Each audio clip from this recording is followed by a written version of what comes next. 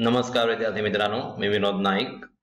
आपण पाहत आहोत इयत्ता 9वीचा विज्ञान, ज्याच्यामधील 15वा लेसन, ज्याचं नाव आहे सजीवांमधील जीवन प्रक्रिया.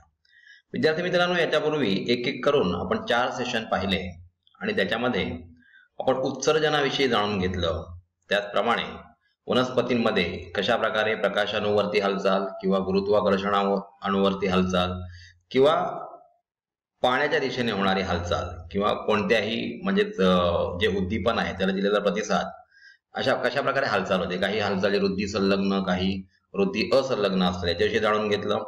त्याचप्रमाणे आपण एक्सक्रेटरी सिस्टीम म्हणजेच उत्सर्जन संस्थांविषयी सुद्धा जाणून घेतलं. मानवामध्ये असलेली उत्सर्जन संस्था आपण बघितलं. किडनीच्या मार्फत साधारण 1 ते 1.9 लिटर इतकं मूत्र बाहेर काढलं जातं. 190 लिटर साधारण रक्त ज्याला फिल्टर केलं जातं, 400 वेळा हे रक्त फिल्टर होत असतं. याच्याविषयीच आपण आधीच्या सेशन मध्ये जाणून घेतलेलं आहे. त्याचप्रमाणे विद्यार्थी मित्रांनो, चेतासंस्था म्हणजे आपल्या काही ऐच्छिक आणि अनैच्छिक हालचाली ज्या असतात त्यांच्यावर कंट्रोल ठेवण्याचं महत्वाचं काम या चेतासंस्था करत असतात. म्हणजे नर्वस सिस्टमच्या मार्फत हे कंट्रोल ठेवले जातात आणि कशा प्रकारे त्यांची हालचाल होते किंवा कशा प्रकारे हा कंट्रोल ठेवला जातो याच्याविषयी आपण बघितलेला आहे. आता या सेशन मध्ये विद्यार्थी मित्रांनो, आपण रिफ्लेक्स ऍक्शन किंवा म्हणजे प्रतिक्षिप्त क्रिया म्हणजे काय याच्याविषयी सुद्धा म्हणजे आपल्याला इथे कळणार आहे. चला तर मग पाहूया सजीवांमधील जीवन प्रक्रिया याच्यामधील सेशन 5वा.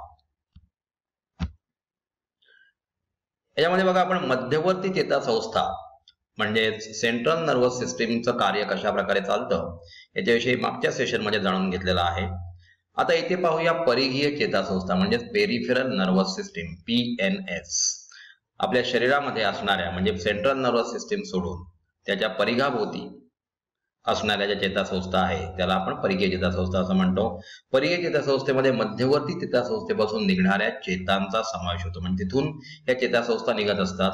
या चेता मध्यवर्ती चेतासंस्थेला शरीराच्या सर्व भागांशी जोडण्याचं काम करत असतात आणि यातील चेता 2 प्रकारचे असतात. त्यामध्ये कर्पर चेता म्हणजे क्रॅनियल नर्व्स. क्रॅनियल म्हणजे आपल्याला माहिती आहे, ज्या कवटीमध्ये आपला मेंदू असतो त्याला कर्पर असं म्हटलं जातं. आता इथून निघणारे जे नर्व्स असतात, ज्या चेतापेशी असतात म्हणजे मेंदूपासून निघणाऱ्या चेतांना कर्पर चेता म्हणतात. शीर, छाती व पोटातील विविध भागांशी या संलग्नित असतात. कर्पर चेतांच्या 12 जोड्या विद्यार्थी मित्रांनो असतात. त्याच्यानंतर मेरू चेता बघा म्हणजे स्पायनल कॉर्ड. मेरुरज्जूपासून, आता मेरू चेता नावामध्ये आपल्याला कळलं की या मेरुरज्जूपासून निघत असते. मेरुरज्जूपासून निघणाऱ्या चेतांना मेरू चेता असे म्हणतात. या हात, पाय, त्वचा तसेच शरीराच्या इतर भागांशी संलग्नित असतात. मेरू चेतांच्या 31 जोड्या. कर्पर चेतांच्या किती जोड्या असतात तर 12 जोड्या आणि मेरू चेतांच्या 31 जोड्या असतात. इथे बघूया आपण आता मध्यवर्ती चेतासंस्था बघितली, सेंट्रल नर्वस सिस्टीम पाहिली, त्याच्यानंतर आपण पेरिफेरल नर्वस सिस्टीम म्हणजे परिघीय चेतासंस्था पाहिल्या आणि त्याच्यानंतर आता आपण बघूया स्वायत्त चेतासंस्था. त्याच्यावर कोणाचाही कंट्रोल नसतं. म्हणजे अंतर्गत जे हार्टचं ऑपरेशन किंवा हार्टचं जे ऑपरेशन बोलण्यापेक्षा आपण त्याला असं म्हणूया की हार्टची होणारी हालचाल किंवा किडनीचं होणारं कार्य, या गोष्टींवर आपलं ऐच्छिक नियंत्रण नसतं. म्हणजे याचा अर्थ ऐच्छिक म्हणजे व्हॉलंटरी नाही आहेत, त्या इनव्हॉलंटरी आहेत. तर हृदय, फुफ्फुस, जठर इत्यादींसारख्या अनैच्छिक अवयवांतील चेतांनी स्वायत्त चेतासंस्था तयार होतात. अनैच्छिक म्हणजे काय तर ह्याच्यावर आपल्या इच्छांनी आपण त्यांना थांबवू शकत नाही. जसं की आपल्याला चालत जायचं आहे आणि माझी इच्छा झाली की आपण थांबूया किंवा आपण बोललो की आपण थांबायला पाहिजे तर आपण थांबू शकतो. म्हणजे ही इच्छा ऐच्छिक झालंय. परंतु हार्टचं जे थ्रॉबिंग आहे, धडधडणं आहे, ते आपण आपल्या इच्छेने थांबवू शकत नाही. अशा प्रकारे जर हार्टचं थ्रॉबिंग थांबलं, धडधडणं थांबलं तर त्या माणसाचा मृत्यू येऊ शकतो. मग या अनैच्छिक अवयवांतील चेतांना स्वायत्त चेतासंस्था असं म्हणतात आणि तिथे ही चेतासंस्था तयार होते. त्याचे नियंत्रण आपल्या इच्छेवर असत नाही. म्हणजे इनव्हॉलंटरी आहे, अनैच्छिक आहे. आता बघूया आपण प्रतिक्षिप्त क्रिया म्हणजे रिफ्लेक्स ऍक्शन.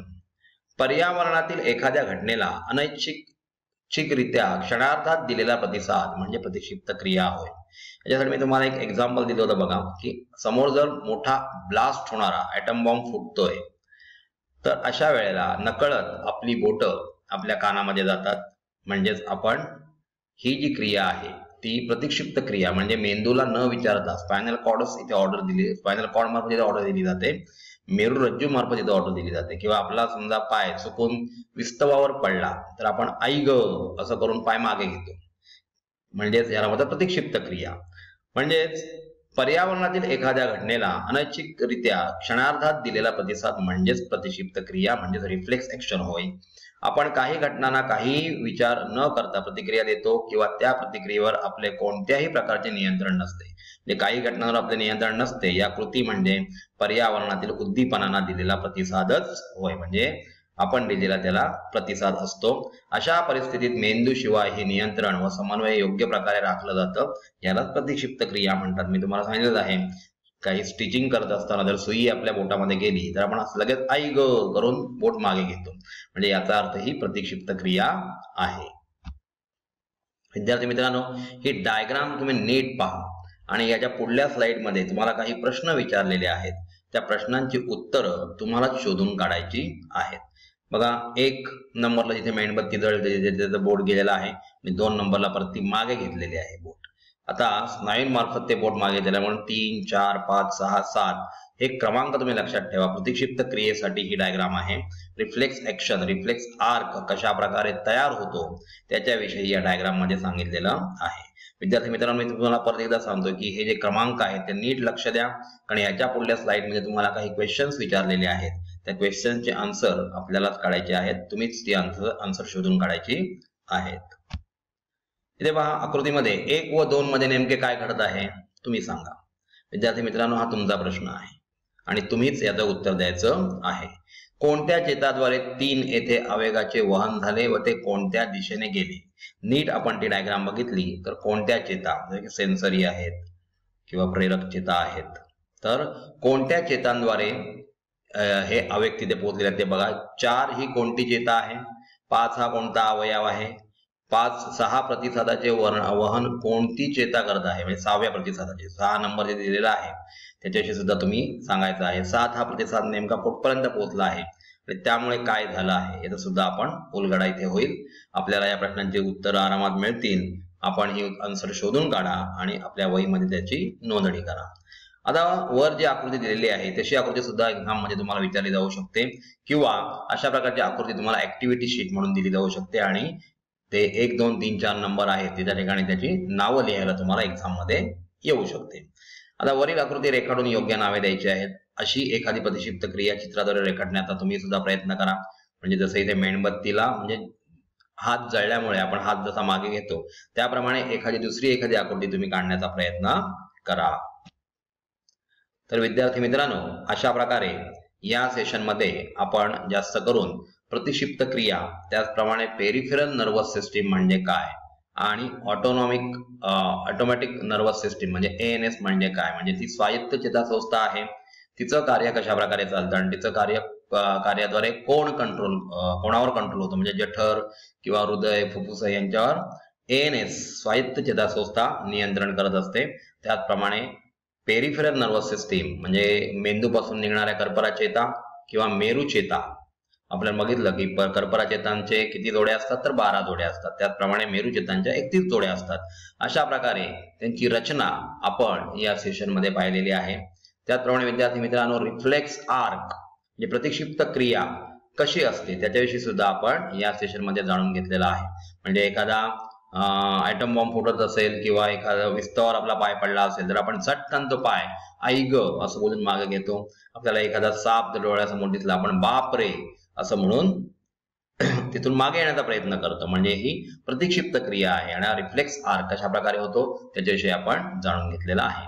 विद्यार्थी मित्रांनो, आस विद्यालय म्हणजेच AS विद्यालय, एनी टाइम एनीवेअर स्कूल हे असं एक ऑनलाईन एज्युकेशनल ऍप आहे की ज्यामार्फत 6वी ते 10वी पर्यंतचे विविध विषय जसे की science, social science, maths, English, Marathi, Hindi किंवा कम्प्युटर हे विषय आपण घर बसल्या शिकू शकतो.